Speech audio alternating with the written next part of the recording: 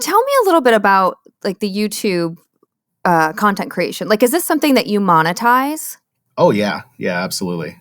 Yeah, I wouldn't do it. I wouldn't do it if I couldn't monetize it. But Yeah. yeah, Well, I figured, but I gotta ask the question.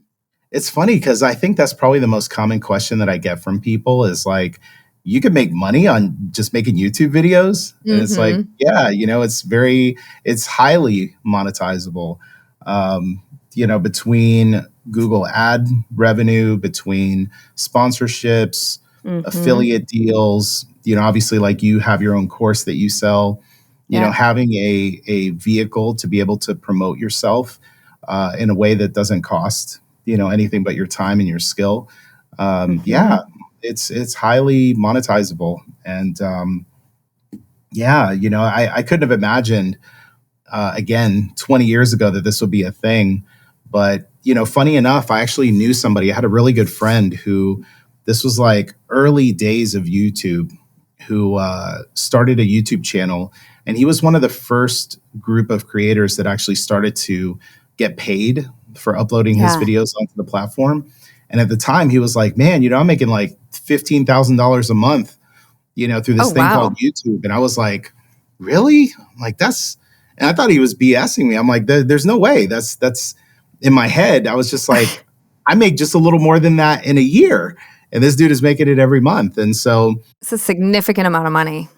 yeah, yeah. And Yeah. now it's like, yeah, the average creator, if you work really hard and approach this like a business, you absolutely can make that and way beyond.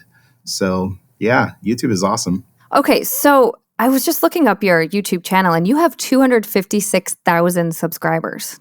Yes, yes, It's a indeed. massive amount of subscribers.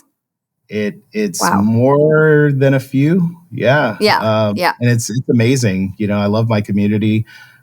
Just loved it's just crazy to kind of think like when you're like I'm here in this little corner of my studio and I make these videos and it's just me most of the time unless I'm photographing like a photography tutorial and then I'll have some people here. But you make these videos and you put them out on the platform and it's a very like singular, very you're by yourself when this happens. And then I was just at Sammy's Camera in LA a couple days ago and ran into all these people in person when I was teaching my workshops that are like, "Oh my gosh, I know you from YouTube." And it's like, Yes. oh shoot, there are So real cool. people out there that watch this stuff. Uh-huh. It's weird, but it is so cool to be able to, Mm-hmm. create content and know that there's actually like, even one or two people, let alone possibly hundreds of thousands of people that watch it. So awesome. I know whenever I meet someone who's listening to the podcast, I'm like, thank you for listening. You never know if people are actually really enjoying it or really listening. And so, it goes both ways. Like they get a lot out of it. We get a lot out of it. Like you said, you love connecting with people. I love connecting with people. So it's a really neat thing. Now, okay, I have so many questions around this, but one is like, how did you grow to that substantial number of people watching you? Because you had to start at zero. Like, how did you Yeah. get there?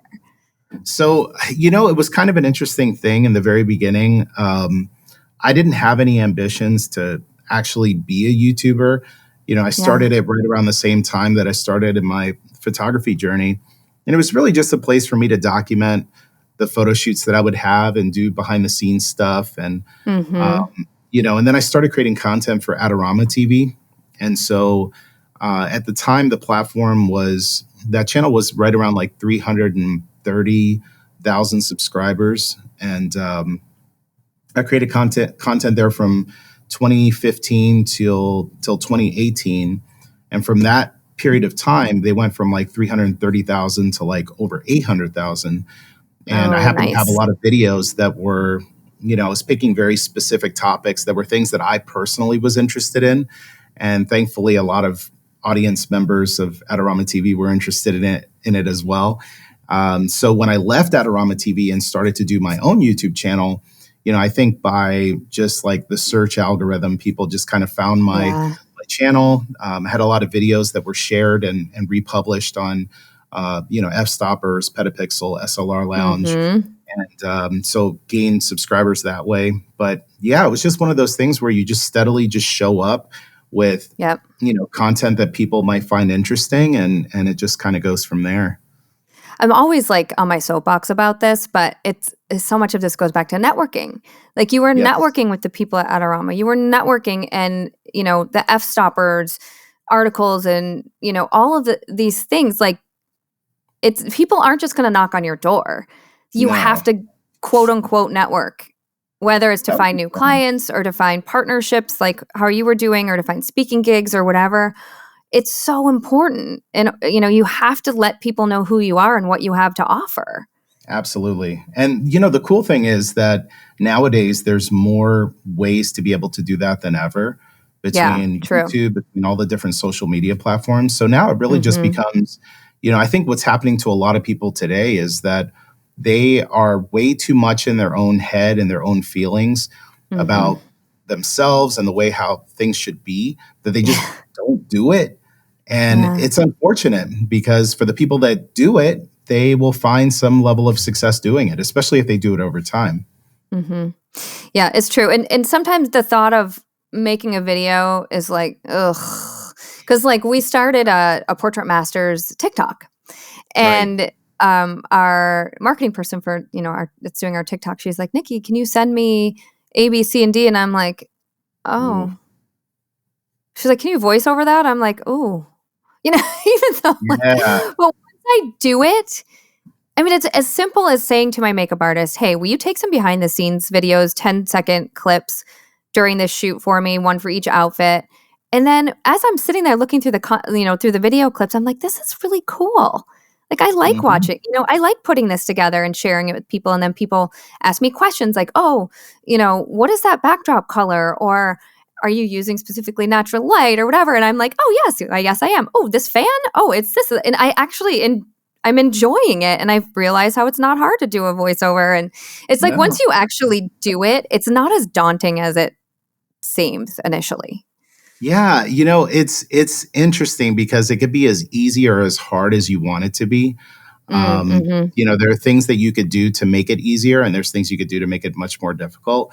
I think for me, what always kind of carried me and kind of motivated me to do this to begin with was that I wanted to, like, when I came into photography, this was again 2011. YouTube wasn't the way it is today. That's actually how I came across Sue Bryce back in the day, was Yeah. watching places like Creative Live. And a Yep. lot of the people that I learned from at the time, I learned through places like Creative Live. And so, Mm-hmm. it was just a different platform back then. Same. And I think that Yep. for me, I wanted to be like the content creator for myself. Like I wanted to make Yeah. the content that when I started, I would have found valuable and I would have found useful. And Yeah. if anybody vibes with that, then they would join.